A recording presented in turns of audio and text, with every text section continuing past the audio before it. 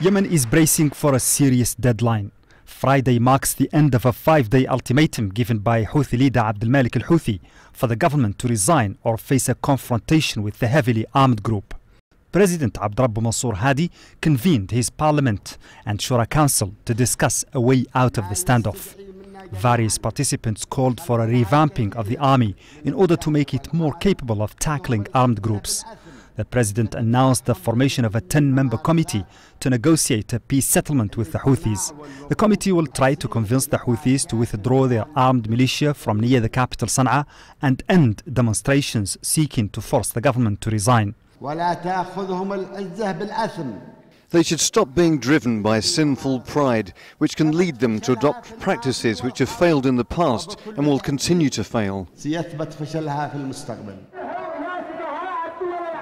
But there are scarcely any signs the Houthis are about to comply. Thousands of their supporters march in Sana'a almost on a daily basis.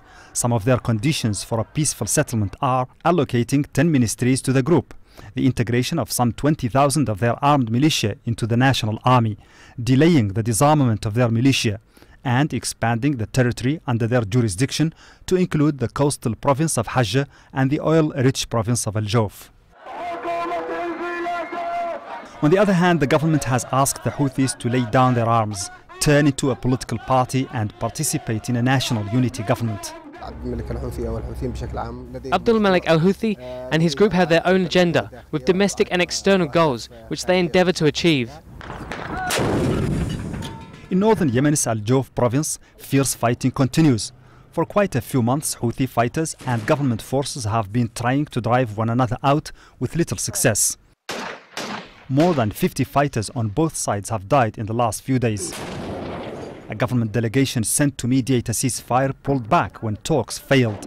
And if no breakthrough agreement is achieved in Sana'a, there are serious fears that scenes like these will soon happen in the Yemeni capital also. Mohammed Val, Al Jazeera.